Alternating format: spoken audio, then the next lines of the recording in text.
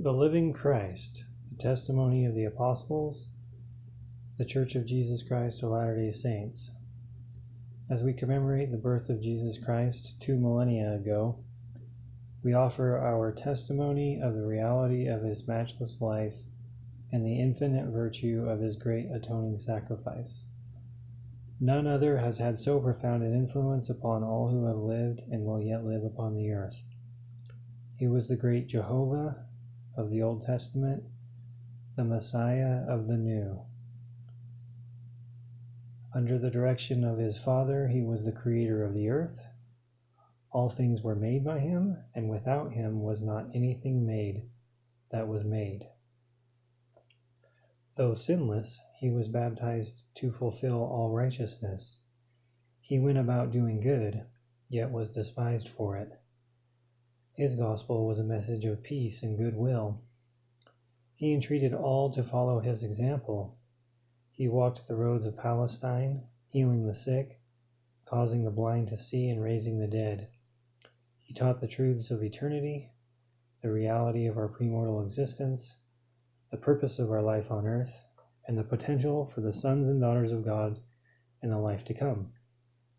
He instituted the sacrament as a reminder of his great atoning sacrifice.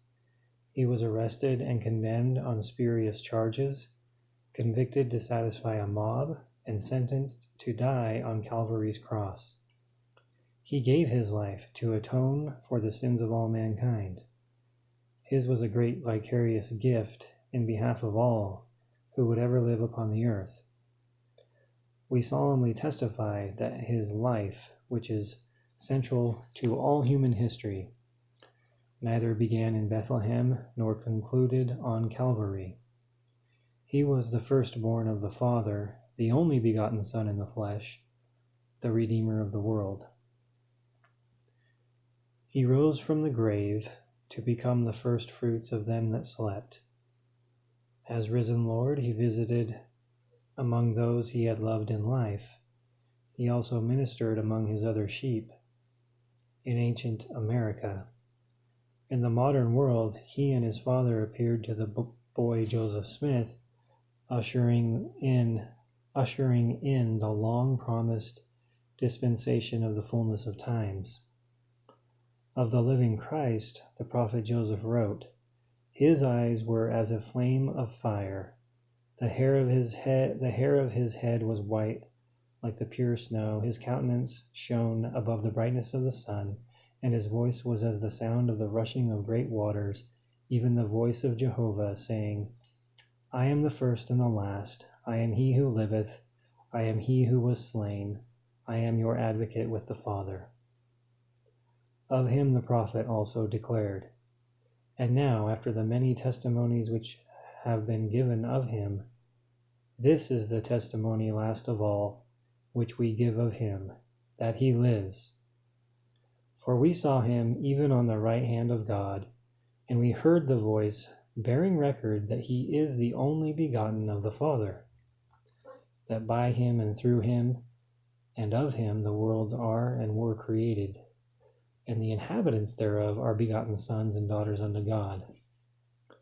We declare in words of solemnity that his priesthood and his church have been restored upon the earth, built upon the foundation of apostles, prophets, Jesus Christ himself being the chief cornerstone.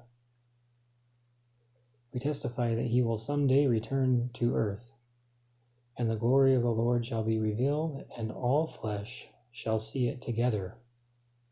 He will rule as King of kings, and reign as Lord of lords, and every knee shall bend, and every tongue shall speak in worship before him. Each of us will stand to be judged of him according to our works and the desires of our hearts. We bear testimony, as his duly ordained apostles, that Jesus is the living Christ, the immortal Son of God. He is the great King Emmanuel, who stands today on the right hand of his Father. He is the light, the life, and the hope of the world. His way is the path that leads to happiness in this life, and eternal life in the world to come. God be thanked for the matchless gift of his divine Son.